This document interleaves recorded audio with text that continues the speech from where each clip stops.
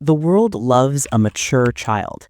You were praised for being an old soul, the one who could handle anything. But here's the strange thing no one warns you about. That early praise is exactly why normal adult life can feel impossible. Because that responsibility didn't just build character, it rewired your nervous system for crisis. And today, we're going to unpack the hidden cost of growing up too fast. Being called mature was a badge of honor.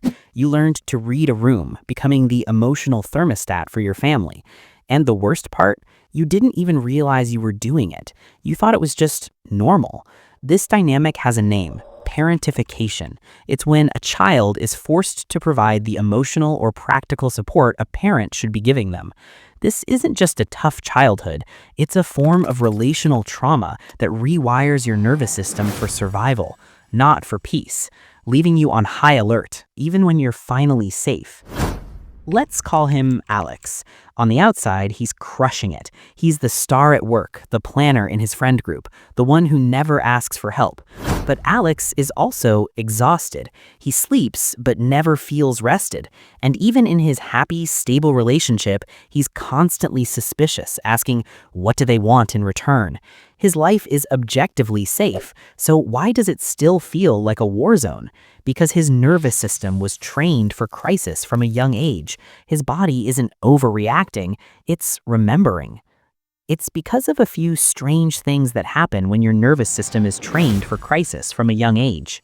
First, rest feels dangerous. For most people, relaxation is the goal. For you, it can feel like a threat. The moment you have nothing to do, anxiety floods your system. This is a trauma response. When you grow up as the crisis manager, your brain learns that stillness is not safety. Your amygdala, the brain's smoke detector, gets stuck on high alert. So peace isn't registered as calm, it feels like the calm before the storm. Your body pushes you to find a new fire to put out, just to feel safe. Second, you're fluent in other people's needs, but mute about your own. You can sense your boss's mood or what your partner needs before they even say it. But ask, what do you need? And you draw a blank. This is a classic sign of emotional parentification. You learned a damaging lesson. My needs are a burden, their needs are my responsibility. So to survive, you pushed your own feelings down. And as an adult, that makes vulnerability feel impossible.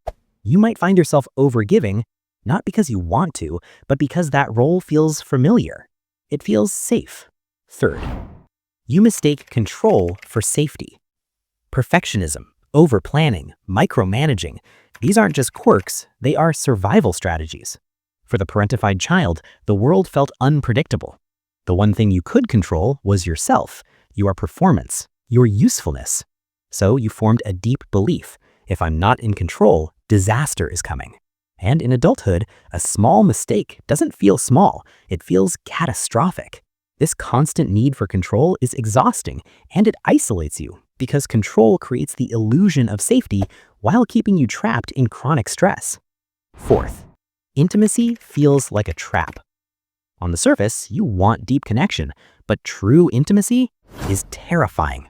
This push and pull is often linked to insecure attachment, common for those who experienced parentification. You learned that love was conditional, something you earn by being useful. So the idea of someone loving you just for being you feels suspicious.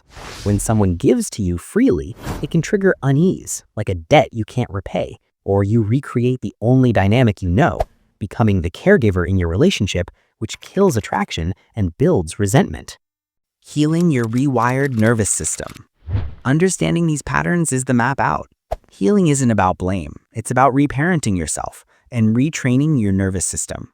First, acknowledge and grieve the childhood you didn't get to have. Next, teach your body what safety feels like. This is somatic work. Start small. Ask a friend for a tiny favor and breathe through the discomfort. Practice rest. Set a timer for just 5 minutes and do nothing. Your body might scream with anxiety, but your job is to show it. The world doesn't fall apart. Finally, practice self-compassion. When you catch yourself overworking, pause. Put a hand on your heart and tell that younger part of you, thank you. I'm an adult now. I've got this. The strange things that happen when you grow up too fast are not your fault. They are scars from a battle you fought too young.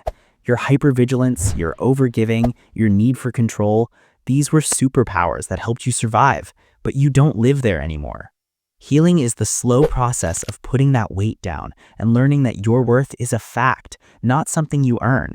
You deserve rest. You deserve care. You deserve a life that feels like home. And if you were the kid who had to grow up too early, this channel is for you.